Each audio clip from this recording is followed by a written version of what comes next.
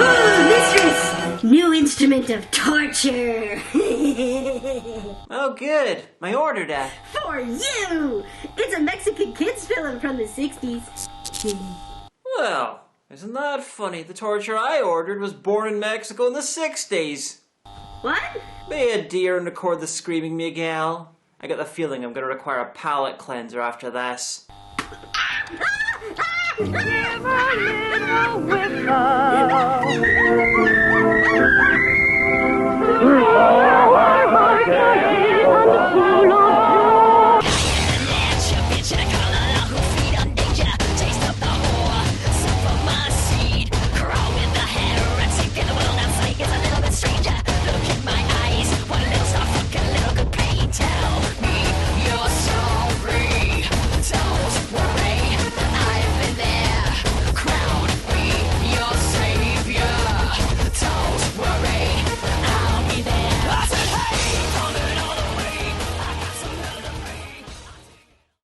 Greetings, Genovias! This fine example of cinema is Tom Thumb on Little Red Riding Hood, also known as Tom Thumb on Little Red Riding Hood versus the Monsters. This is a 1962 family horror adventure kids film from Mexico, the third in a series of Little Red Riding Hood movies, and based on the titles of the previous ones, Little Red Riding Hood and Little Red Riding Hood and Friends. It sounds like someone's decided to take over Little Red Riding Hood's franchise bit by bit. Single red female style. Anyway, while this is made in Mexico, it seems to be mostly set in a fever dream. It's a magical kingdom full of magical characters, some inspired by Disney, some based on public domain, some are just talking animals, and some, I hope, are based on folklore that I'm not familiar with. Like this Vincent Price gone terribly wrong looking motherfucker. If someone invented this dipshit out of whole cloth, then I'm assuming they were snorting whatever asbestos they built the rest of the sets out of. Anyway, if you're keeping track, this is part 3, and it doesn't really care if you've seen parts 1 or 2. It's a bit like watching a micro-budget, terribly dubbed, fairy tale-based MCU film that is deep into its own continuity bullshit. Enemies have become friends, friends have become other friends, and I'm sure what was once a charming kids franchise has become ever so slightly incoherent. So it's like watching a season finale of What If when you only have a rough idea of what comics are. And on top of that, you're pretty sure the dub is wrong. Anyway, because this is the American release, we start with K. Gordon Murray, a name that MST3K fans be all too familiar with. And then some ASMR to calm you all back down again.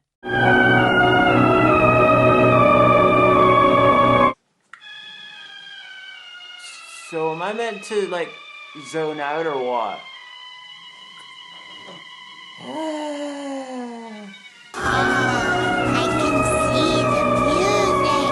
I love the extensive credits list at the start. It's like it's front-loading itself with victims. And the score sounds like it's just realised the sex jokes it can make with the title and is horrified.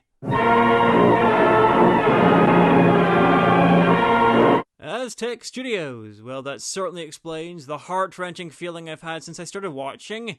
Anyway, have you ever wanted to know what a kids' film featuring H.P. Lovecraft would be like? Well, I mean, apart from all these. Because have we got the narrator for you?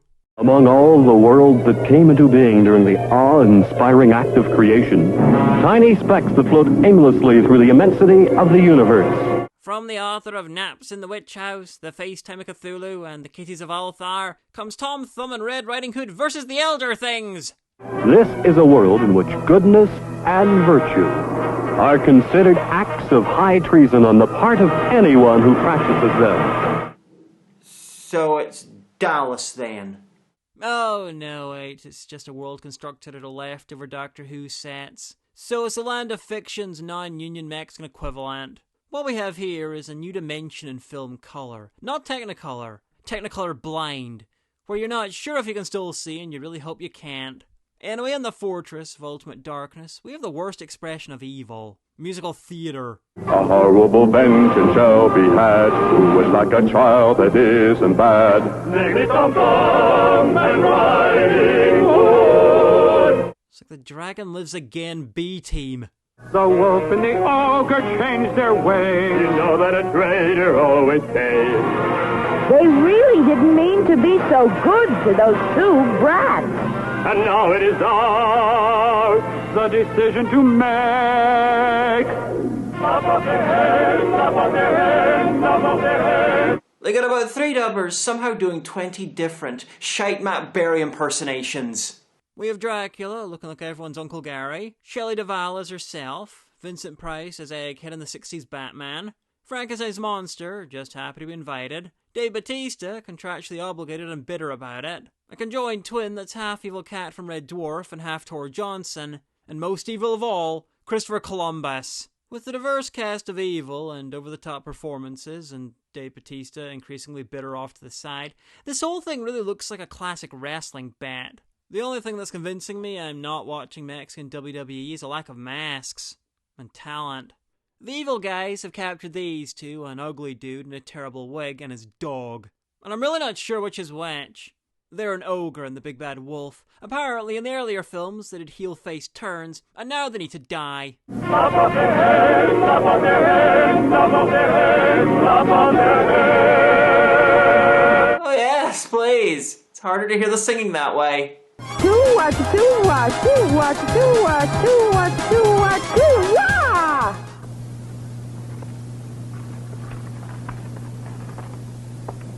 Attention! Attention! I don't read Spanish, so I'm just going to do a roll call in the hope that no one will notice. Attention! Lend an ear!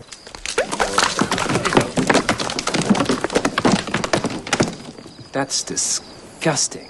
While Frankenstein's monster and Dracula's John Carradine are themselves, the others are a mix of other characters. For instance, Christopher Columbus is Armie Hammer. I kidnap children who are disobedient because they're tender and make good broth. And Vincent Price is Onion Head. The monster carrot head! What the fuck? Oh, wait, he's got 2 heads. Ready and waiting with my head full of water. Oh, thank fuck he's infertile. The evil Cat Tor Johnson hybrid is called 2-in-1. Better known to us in our world as 2-in-1. Because the translators already stopped giving a fuck. Honestly, I think the white half glued his ass to the black halves in order to find out whose mouth left the crap out of. And it's really not hard to tell who lost. Here, making trouble as always. Dave Bautista is the father of hurricanes. The father of hurricane? Which kind of sounds about right.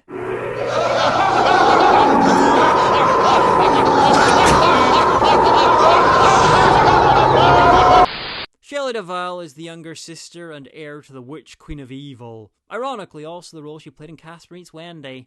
Well, the MCU's Phase 6 lineup is looking strong. All that's missing is unnecessarily sexy Jockey Man.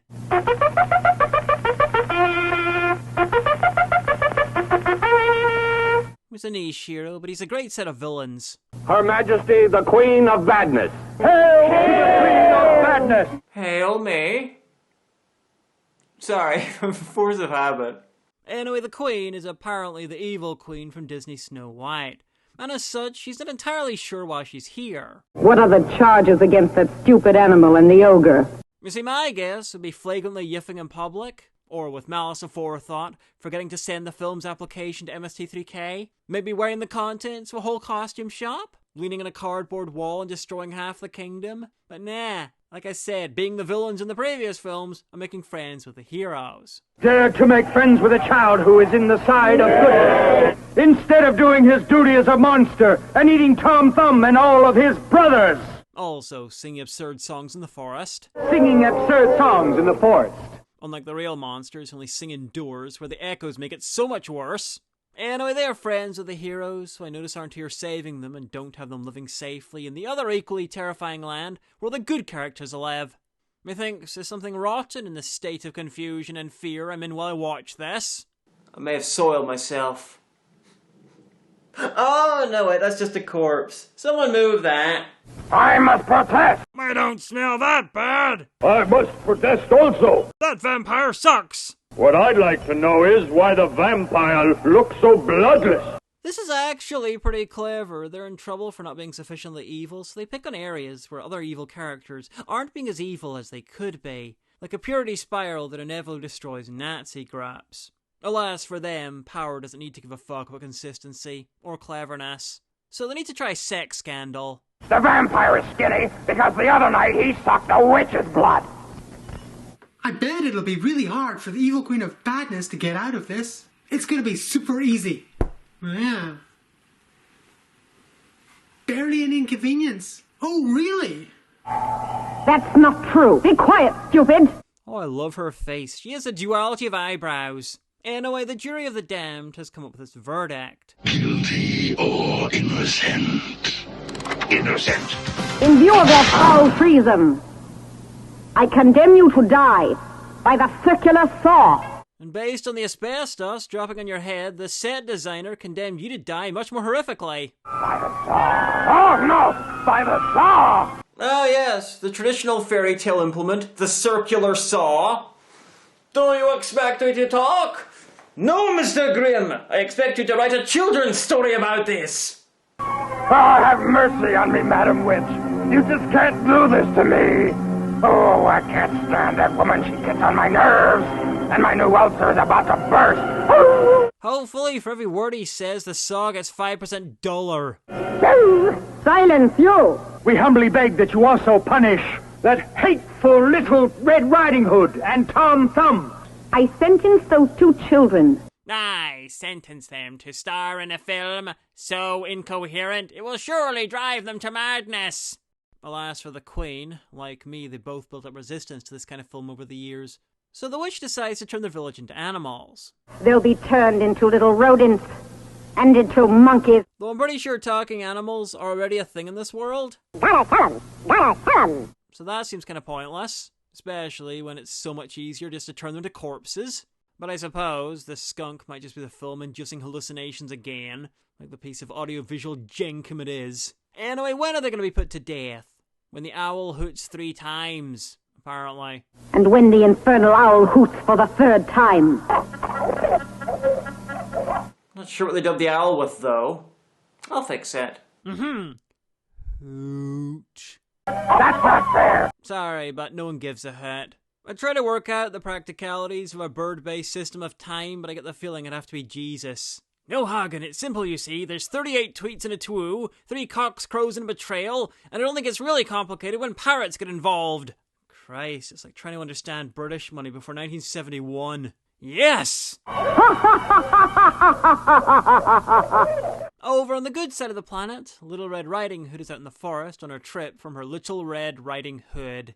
At least I assume this is Little Red Riding Hood, the natural predator of the commoner garden Tom Thumb. Find that little scamp, no larger than a stamp. You shall sniff her in a jiffy, you will run across his camp. Choosing to dub the singing with Ethel Merman recorded underwater like she was an actual merman is a hell of a choice. But they really wanted her to sound like that, so it was either that or tying up Judy Garland in the far side of the dubbing studio and piecing a performance together between sobs. Where are you? Where are you? Where are you? According to Wikipedia, at the time of writing this review, he's in a prison in the Yucatan. Don't look up why. You will find me, so don't argue. I'm not coming out today. Why do they have the same voice? I told you my dog would find you, didn't I?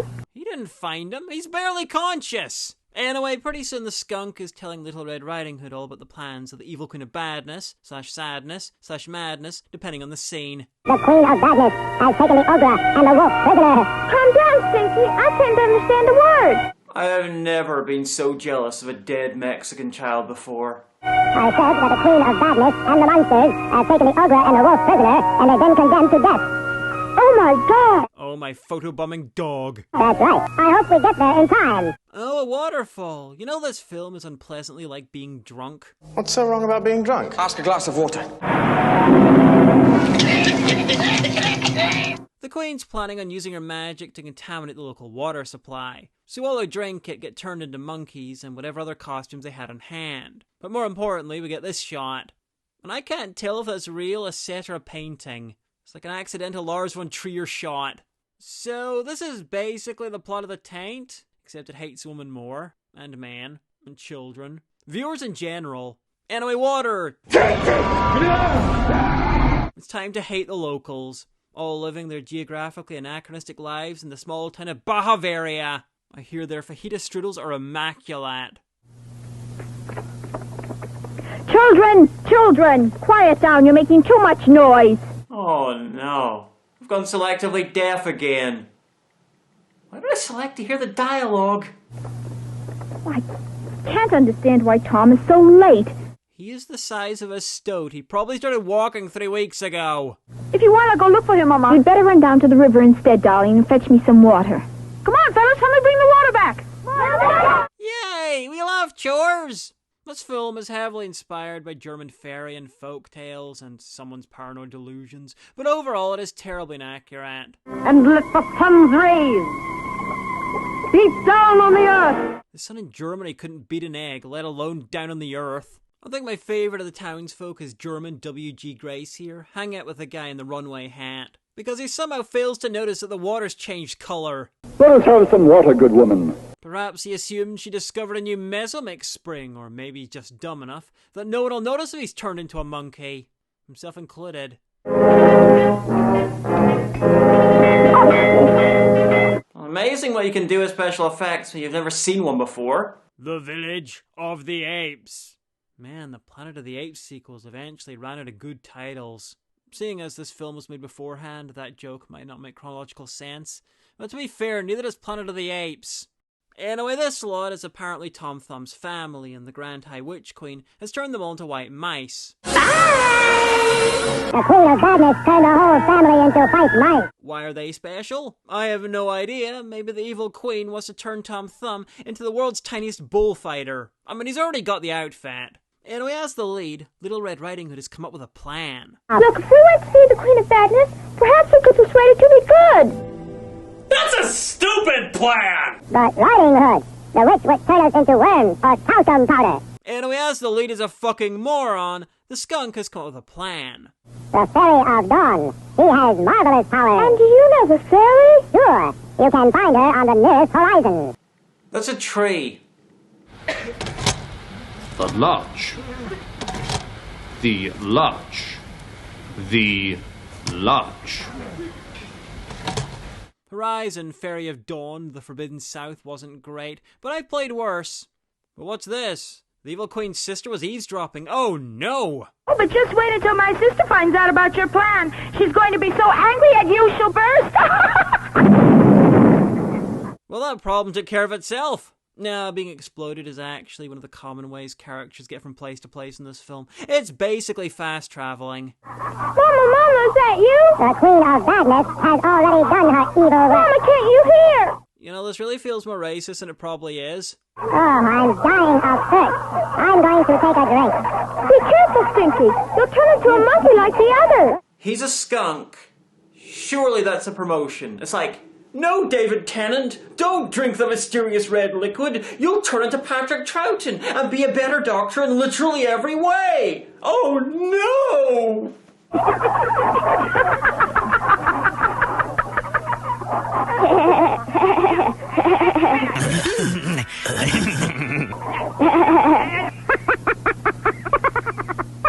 Stay here a minute. We're going to see the Fairy of Dawn and ask her to break the spell. If you should get hungry, eat those cookies I laid there near the window. If you're hungry, eat your feces after you throw it. And are we having set up the skunk fucking the dog, apparently? It's time to hang out with Thorin Oakenbrain and the really dire wolf. Just vomiting at exposition, like the rest of them. We gotta find a way of getting out of here, Mr. Elder, before that Queen of Badness splits us in two. But how? There's certainly no way for us to get out of here with these balls and chains on it. And as soon as my little skunk gets here, it'll be a horse of a different color. And just to show you that I'm the one with the brains, we'll walk out of this place free men. Just normal men. Just innocent men. What do you think of that? I think John Rhys Davies badly needs a new agent. This film's set seems to be made from a collection of interesting things: asbestos, despair, light hallucinogens. Well, this one's primarily made of padding, much like the contents. Anyway, they have a song and the theming is on point, because it appears that the musical number was written, performed, and choreographed by a couple of guys locked in a room, desperately trying to finish it before a deadline. We have got to find a way to fly with my intelligence and with my experience. We'll find a way to leave this cell. At least the mice are having fun.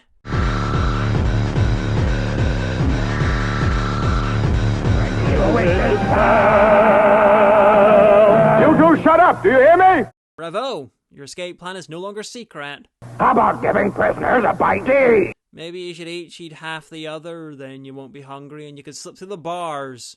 Kill 2 jailbirds with the same blood loss. You know my name is 2 in 1. I mean our name. We're joined at the back. We're Siamese twins. Nice detail with them being Siamese, though. One of them even looks a bit like Yul Brynner. These two, like the ape stuff earlier, feels kinda racist. I mean, the black half is unintelligible, wears a skin caveman style and has a Neanderthal gait, while the pale half's in charge and abuses him. This is Dogface.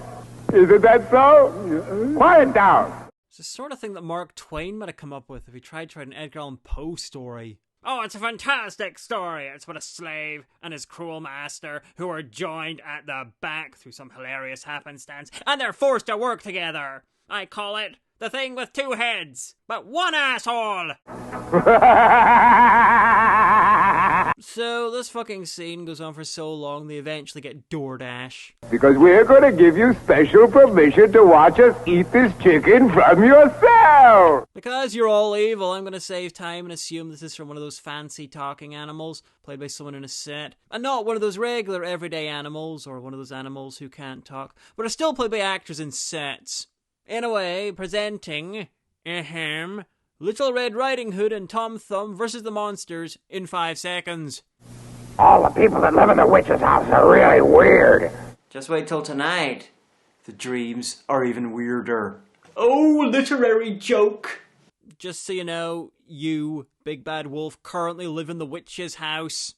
I could eat 2 horses and half an elephant. But you're not lesbians. You could have eaten through the floor to freedom. But nah, it's cock they crave. You can give them a bite or 2. Okay. Just a minute, my fine-feathered friend. They gave that meat to me. I mean, this is reusing a joke, but this fight is literally about which of them gets to put some cock in their mouth. I'm afraid I'll have to eat it all by myself. No, no, no, no, no. Yes, yes, yes. No, no, no, no, no.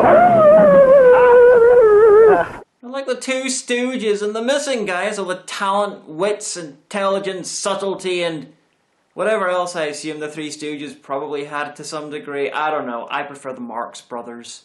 Carl is hilarious. They're just having a little fun. No. Don't worry. No. Oh, my. Yes, yes, yes. No. No, no, no, no, no. Yes, yes, yes, yes, yes. There's a 1990s British sitcom called Bottom about 2 guys who hate each other and beat the shit out of each other. It did stuff like this.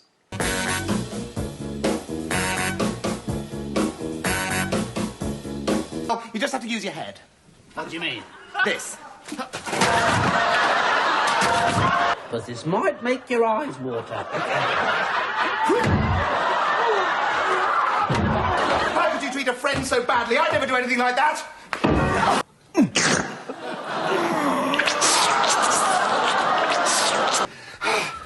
Eddie, stand back. Merry Christmas.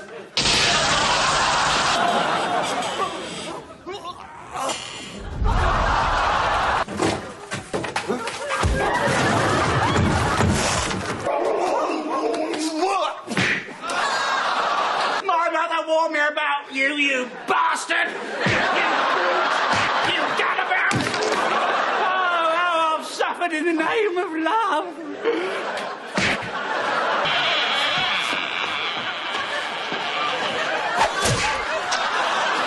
Oh, God, you bastard, Eddie! Oh, why do you never flush the toilet? Oh, Marjorie? Yes, dear?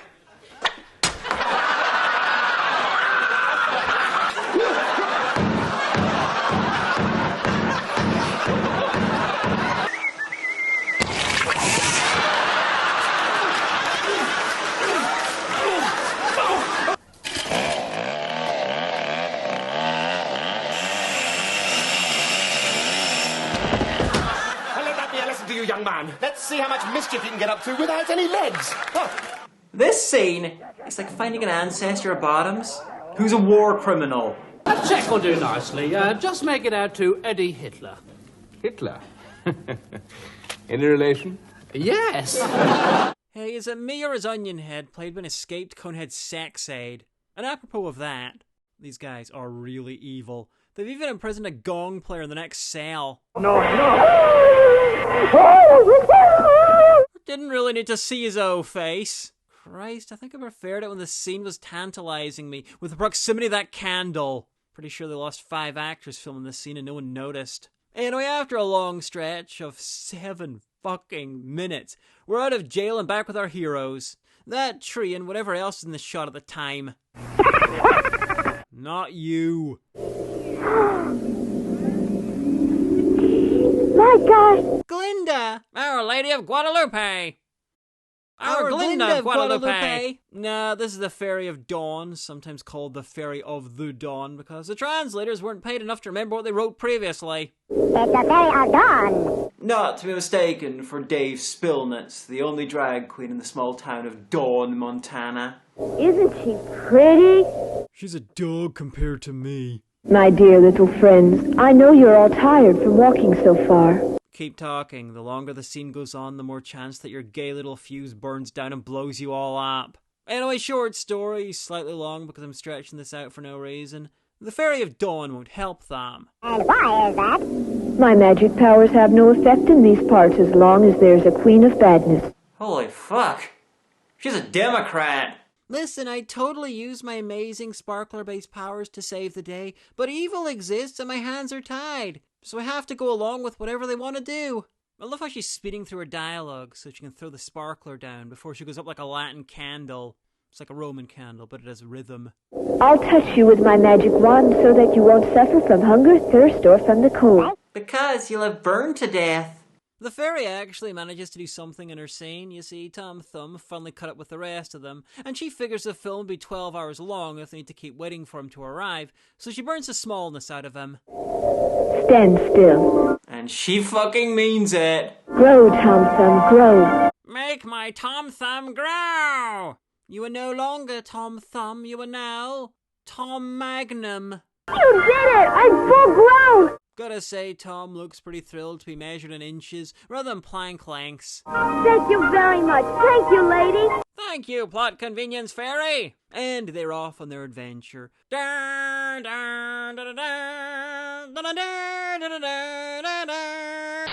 Little Red Riding Hood and Tom average size versus the monsters.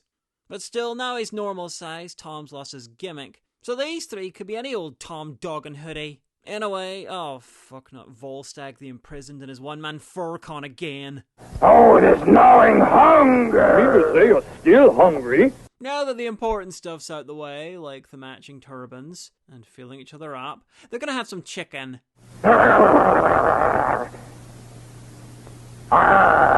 Just try to ignore the wolf's tongue flopping around like a geriatric striptease while they do it.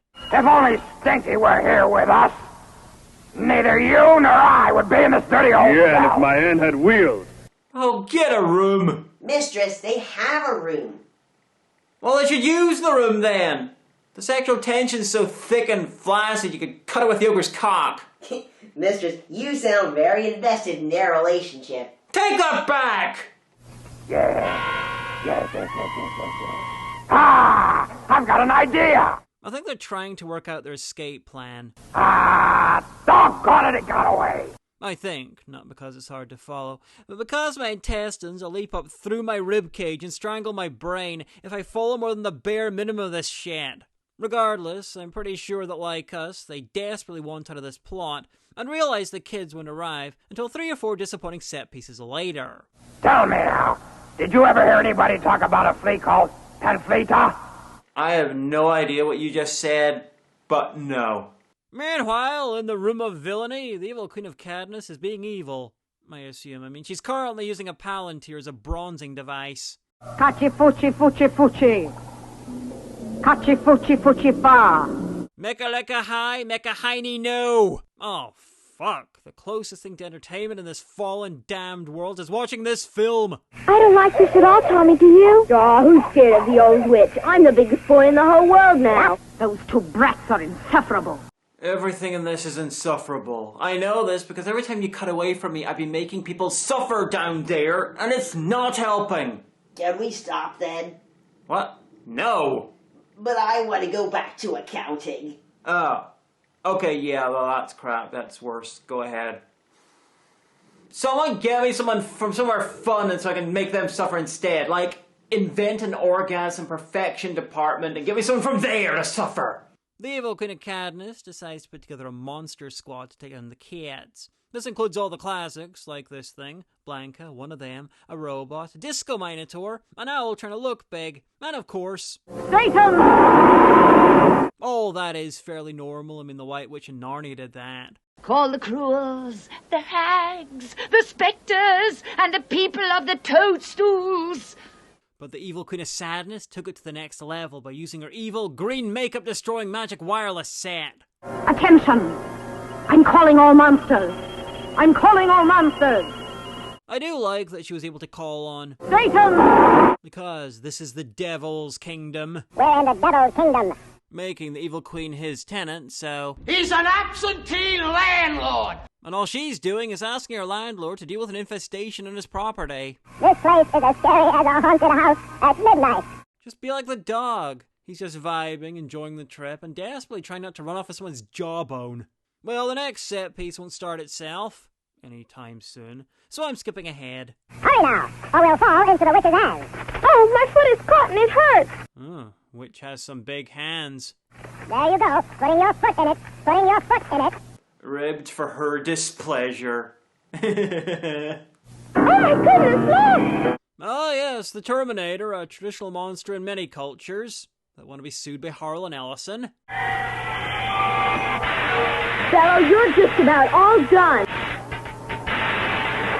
That wasn't just shit. I'm feeling second or third-hand embarrassment on behalf of her choice of henchmen.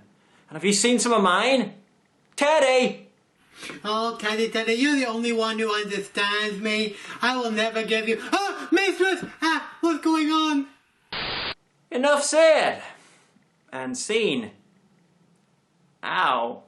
We're almost going down! Yippee! Yippee! I'll try jumping. That's a good trick. Anyway, enough freedom. The movie's sending us all back to prison. I have shown you that I hold no grudge against you for having called me an idiot. The wolf sounds like he eats 20 packs of cigarettes a day. I was going to say fags for a bit of British international flair, but realised that it sounded a bit too much like Jeffrey Dahmer. And look at him, he can't even kill the ogre's boner. Anyway, their relationship has evolved to them complementing each other's heads. It's like a 69 by proxy. There you have it. Holy smoke! There, how about it? Dumping catfish. I must admit you're still a little bit swollen. Over at the other end of the castle, Carrot Head. What fucking idiot translated that? He looks like Richard O'Brien's final form. Anyway, I have no idea what's going on in this scene because fuck this film. But it looks like Carrot Head's trying to convince the human push-me-pull-you to join a space cult. The heroes are still making their way to the next set piece, though they might just be following the dog to his next trait. I already told you that I'm not scared. I'm bigger than a giant. Well, that's true. A giant gerbil. Giant tardigrade. Miniature giant space hamster to name but a few. Oh, it's just a monster. Motherfucker ran off so hard he turned into Alpha 6.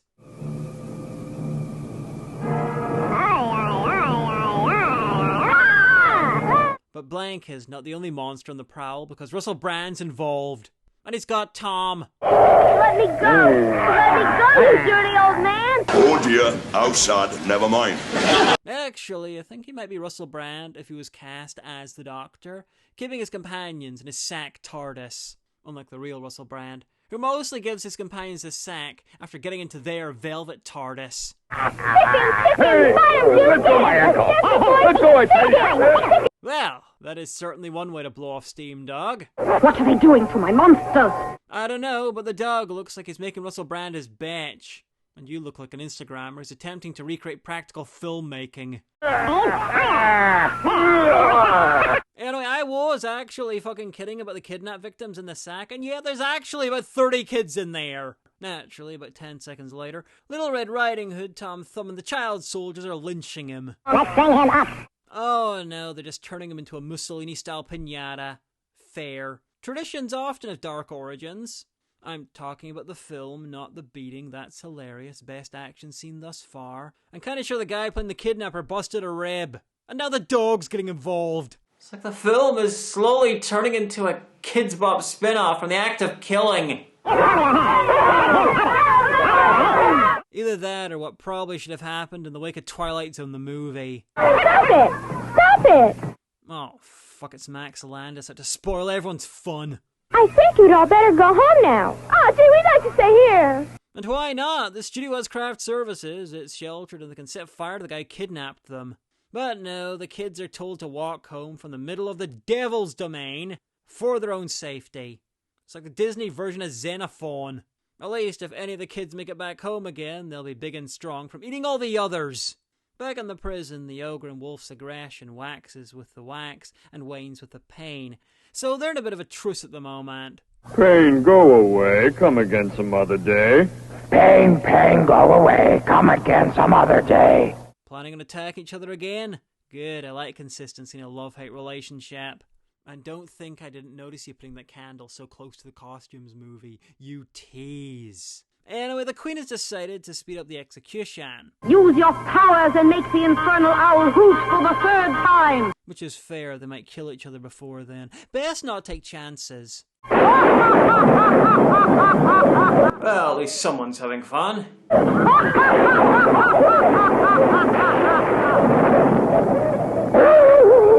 But the wolf decides to spring his plan. It involves a capitalist parasite, and I'll let him explain it in his dulcet dogcat Goldthwait tones. But we're not gonna die, because what I've got in my hand is going to be our salvation. What's all this crazy talk? Who's this Lady Panfleta? A gentle and intelligent flea. You mean she's a multimillionaire flea, right? That's right, Lady Panfleta speaks exclusively in Morse code! I couldn't understand anything she said. Well then, flotation head or not, you'd be shite at sea. And she's really a millionaire, no kidding? Where is she? Where is Lady Panfleta? And you take that! I'll do it, show you a million. Given the BDSM heavy nature of their relationship, does this count as a threesome? Come on! Hurry! They don't get too far, though. They lose more valuable minutes narrating their lives than Americans do. No, wait, this isn't my aunt. Look at that skull. This one swallowed a man. It could be your mother. What? Allowing a whole continent's worth of not Disneyland mascots to get the drop on them. Look out, we're being surrounded! Look out!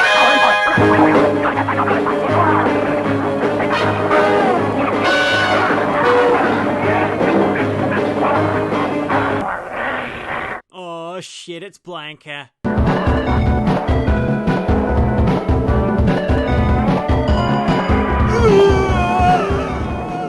All this makes me wonder is how the fuck they were captured in the first place. Because good is dumb.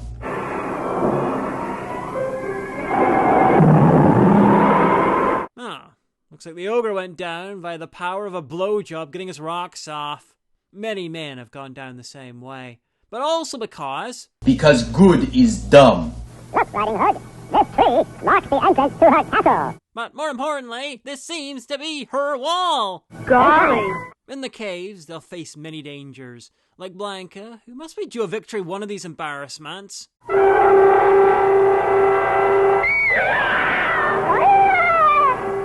Or not. That's the worst defeat for a Street Fighter character since Jean-Claude Van Damme lost a fight with his dignity and had to star in Black Eagle. They go further into the caves, somehow missing the castle for the rocks. Which is the dwarven version of missing the forest for the trees.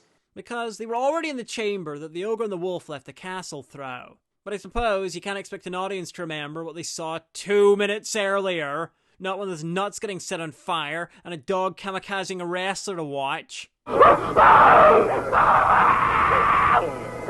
And now, to add insult to injury... How about hitting him a little of his own medicine? He can't fight back that way. Imagine getting knocked out and waking up to that.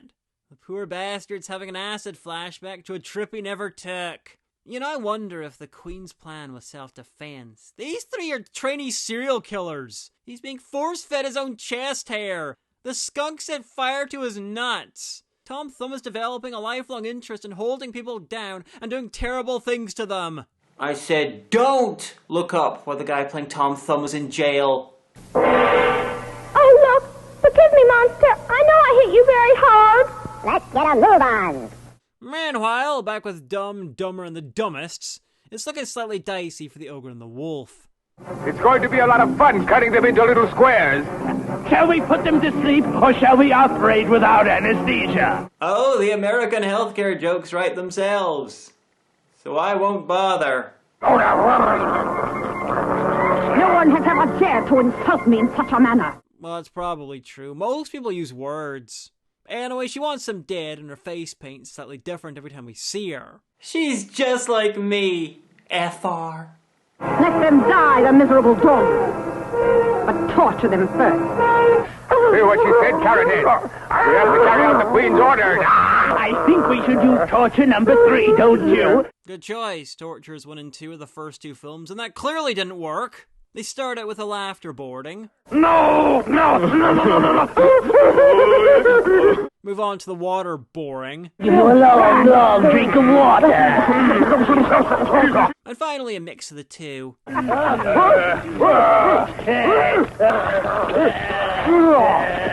I'd say this film's giving birth to a lot of new fetishes, but I'm pretty sure squirting's been a thing for ages. Anyway, possibly angry about Onion Head's quickly deflating head, they turn on the saws. No!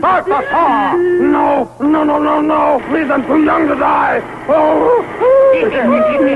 With our luck, they survive, and it's just before the cunts running around.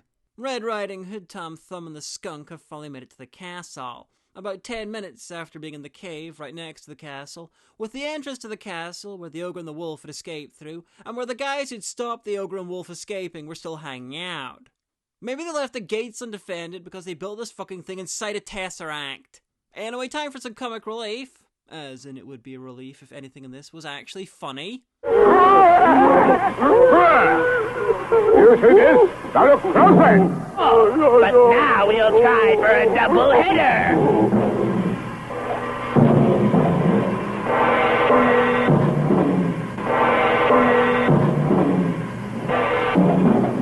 That's what I like! Stupid things hitting each other! Thank you, Mr. Wolf! Of course, Mr. Ogre! I have to say, the kids are unexpectedly polite for not taking the piss out of the ogre's new uniboob. Dude's now Volstagg the Stacked. Over with the queen, she sends her sister out for some takeaway, so she turns into a missile. As you desire, sister, I'll not be long. Told you people fast travel via explosions. The heroes have some trouble escaping. They're trying to avoid He-Nob, the giant spider. They're getting lost in an infinite number of the same cave. They can't even use the amount of skeletons to differentiate between them because a set designer was apparently paid by the skull. And then, on top of that, Little Red Riding Hood's been captured. Are you surprised, Riding Hood? Yeah, you went out for takeaway. Oh, maybe she went out for Wendy's and figured she was close enough. Little Red Riding Hood! Little Red Riding Hood! Riding Hood! Where are you? You're currently in a tunnel. There's only 2 ways she could have gone. I knew you'd be here soon. I was waiting. You took your time. I've been here since the first scene. One scene. One. Tranquil.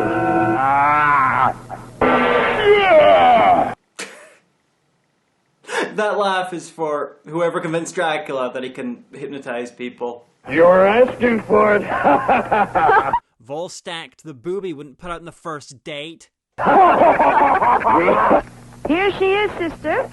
I love how the sister just says her line and shoves her at the queen and leaves. It's like she's got to go prepare herself for the emotional damage of being in her next scene. There's no doubt about it, child. You are pretty. Uh-oh, the queen's getting senile. She thinks all the fairy tale girls look alike. No, queen, you already killed Snow White. I assume. Anyway, remember those kids? No, not those kids. These kids.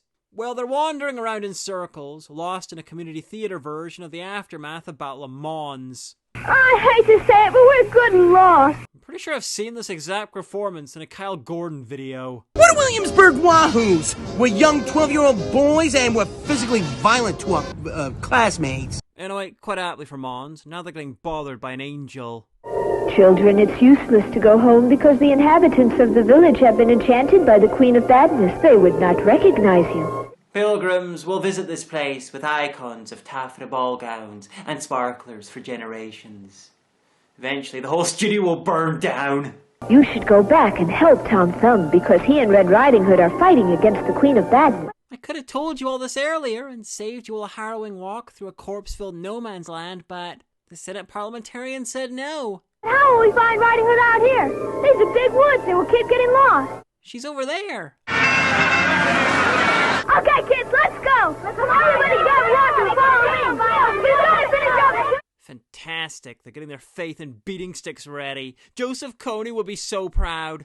Anyway, in the palace, the Queen has got Red Riding Hood tied to her throne like a methed-out Franz Frazetta painting when Frankenstein's monster arrives with some tactical advice for his queen. Her Majesty, we could send the fire dragon out into the grotto to repulse the attack. But it's kind of weird that this manages to have one of the more book-accurate Frankenstein's monsters on film, by making him talk and be smart. But never attribute to competence what you can attribute to the makers not giving a fuck, especially with this film. So I assume they took the classic old-school film version, you know, stupid, mostly unintelligible, and put it through the same creative mangle it put everything else through, landing on book accurate by fucking accident. I will carry out your orders immediately. I do actually kinda like Frankenstein in this. It's like he's not sure which character from the Universal Monster movies he is. He's nominally Frankenstein, but he's acting more like Fritz, and sounds like Colin Clive. Truly, the most terrifying Universal Monster. So, what was the order? To release a dragon in the caves and smoke the heroes out. Her Majesty, we could send the fire dragon out into the grotto to repulse the attack. Also burn the heroes out and eat them out. Though that part's down to the weird vibes going on between the Queen and Little Red Riding Hood. No, Your Highness, don't be so cruel! No! No! Is this where Tom Thumb got the idea? I said don't look up why I was jailed! Maldrak, after them! I am the god of hellfire, and I bring you fire.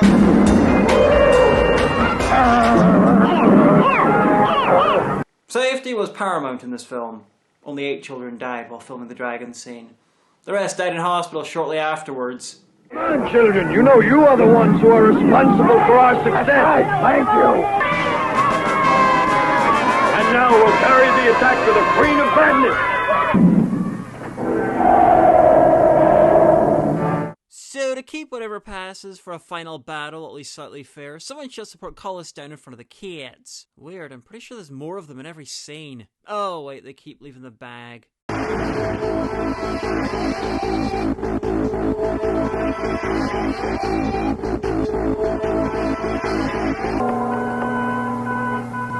This is the filter that you wanted to get your hands on to break the spell that I cast on the villagers.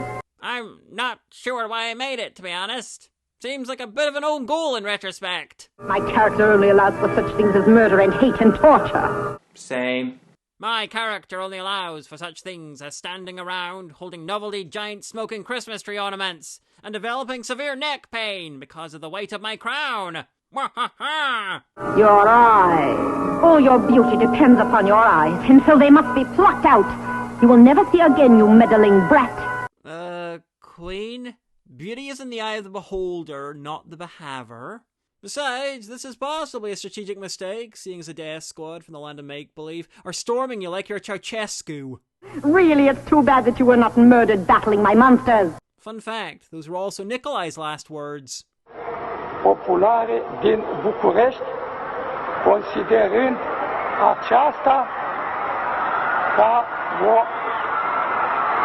Because now you'll suffer more. I'll call on Satan's fire to where? Give it to me. Sure, here it is. Why, Give me of course, I'd be glad to. And Mexican rules football was born.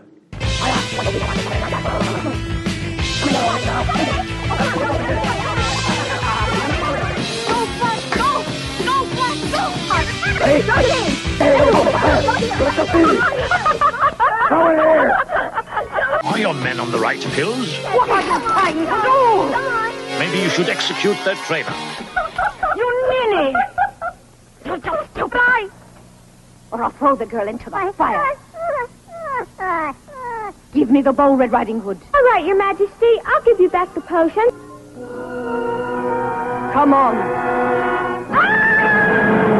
What I love about this is that the Queen went from 0 to suicidal in 0.2 seconds. She spotted a way to this franchise, and she took it.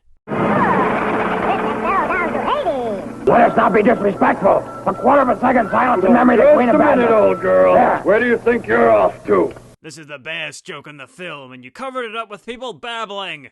Well done, movie. Anyway, what's to be done with the Queen's sister? Shall we give the old witch a trial? We got ourselves a new courthouse! High time we had to hang it! From now on, I'll become a good witch, child. Actually, she hasn't hurt anyone, you know. Hashtag not all witches. I mean, apart from kidnapping me, but that's less evil than all the murder we've been doing all film. Anyway, the sister's first act, as the new Queen of Radness, is to cure the villagers. And with that, the castle is destroyed and all the monsters are banished to hell. At last, you have destroyed the devil's dominions completely.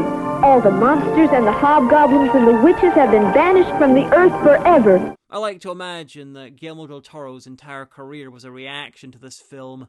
They even damned the back-abused half of 2 and 1. The only notable character who did nothing evil. Because he did nothing at all. Because anytime he tried, he was abused by his other half. Christ, this film was inexplicable. Out-explicable. There's only one evil thing that still remains, and that's you. You can just see the murder in their eyes, and the disappointment when it's pointed out that, like Thanos, she can just use her vaguely defined powers to destroy her vaguely defined powers.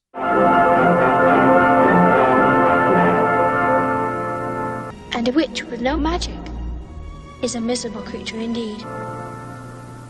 I'm pretty now. Biggest happy ending downgrade until Clea Duval and the faculty.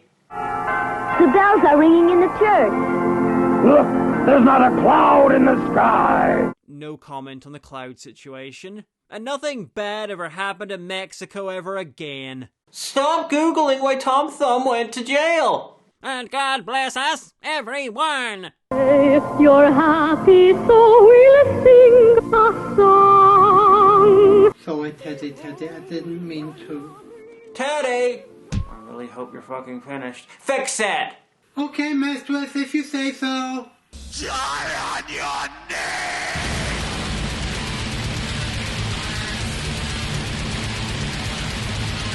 Much better? Well, this is shite. Obviously it is. I'm guessing the original version is better, but I dare not wonder by how much. But one thing that even this Americanized dub does well, and I use the term well in extremely broad terms, is that it depicts a child's eye view in stories. It's a mishmash of half-remembered kids' stories jammed together, held together without childish logic. It's full of the sort of violence a child might find funny and exciting, but without any real consequences. And the kids are recognizably childish, but also heroic, and almost adult in a way that the adults aren't. Even the sister's fit at the end makes sense when you think about it like that. She's just lost her sister, her home, everyone she knows, her powers. She's gonna have to rebuild her entire life and relearn everything. But she's happy because she's now good. Now pretty. A childish way of looking at things. But like I said, this is terrible. A lot of people seem to think it's creepy. I don't agree, it's just low budget and trying to be charming. Honestly, a lot of people seem to have very low tolerance for weird. I've seen much more accidentally creepy stuff than this. Hell, I've even been in some. But enough about my sex life. Is it worth watching? Sure, why not? Apart from the psychic damage, I mean. I know few people are me, but personally, I've definitely watched more pointless films than this. So, the main takeaway I'm getting from this is that I really need to watch more Mexican films. I'm the Amanda Hagan, I have to live with that every day.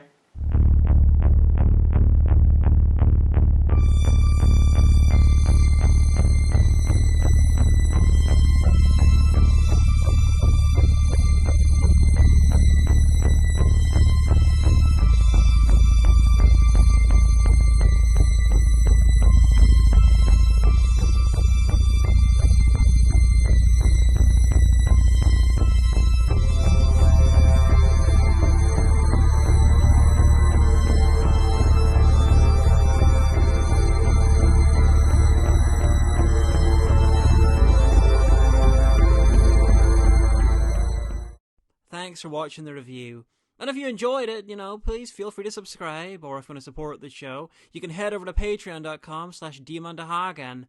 There you can get early access, see exclusive videos, make requests, and join the Discord. If you're already a patron, then thank you for the support. And leave a comment if you like. YouTube likes it when people talk.